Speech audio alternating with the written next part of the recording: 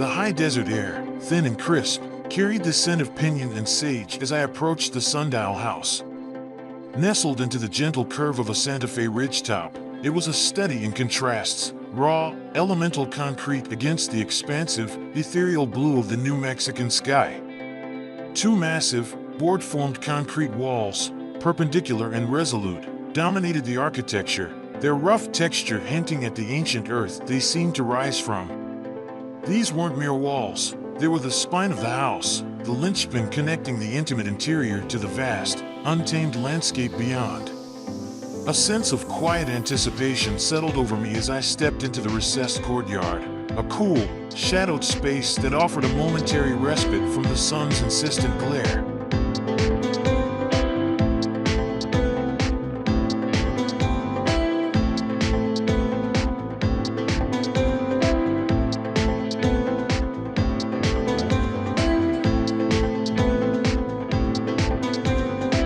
The entry was a deliberate act of transition, a journey inward and then outward.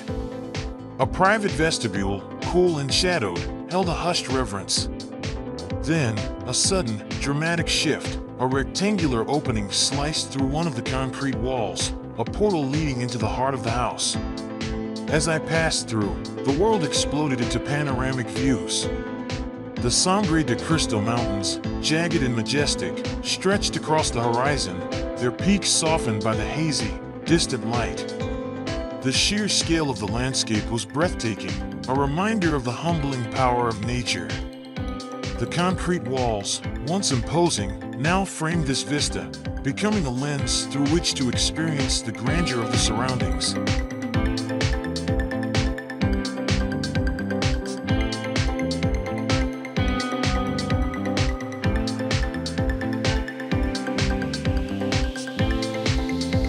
The architects, Specht architects, had masterfully manipulated light and shadow.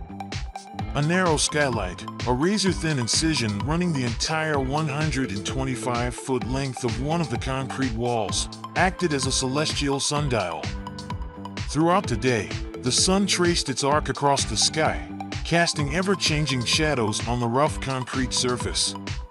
This subtle, dynamic interplay of light and shadow transformed the wall into a living canvas, a testament to the passage of time. The house, in essence, became a participant in the rhythm of the day, a constant reminder of the Earth's rotation and the sun's relentless journey.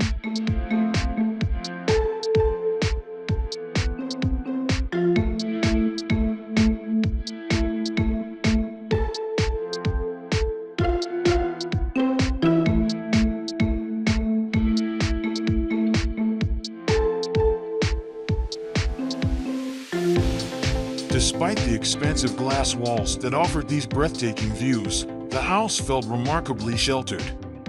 Cantilevered roof forms extended outwards, creating deep porches that wrapped around the perimeter. These overhangs provided essential shade, shielding the interior from the harsh desert sun and creating comfortable, shaded outdoor living spaces. The interplay of light and shadow, the solidity of the concrete, and the protective embrace of the roof created a sense of refuge, a sanctuary from the elements. The house was not merely a structure, it was a haven, a place where one could feel both connected to and protected from the vastness of the landscape.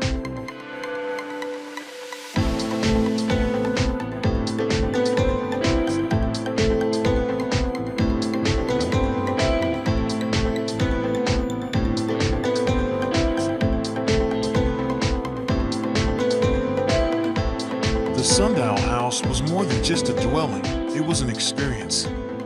It fostered a deep connection to the site, not just visually, but temporally.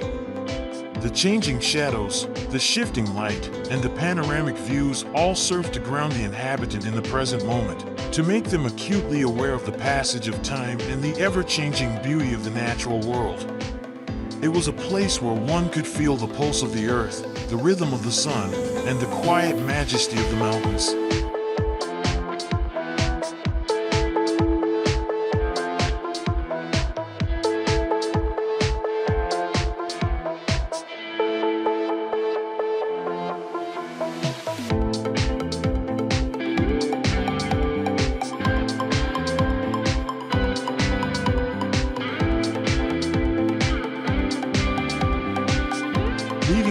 Sundial House, I carried with me a lingering sense of peace and a newfound appreciation for the subtle beauty of the high desert.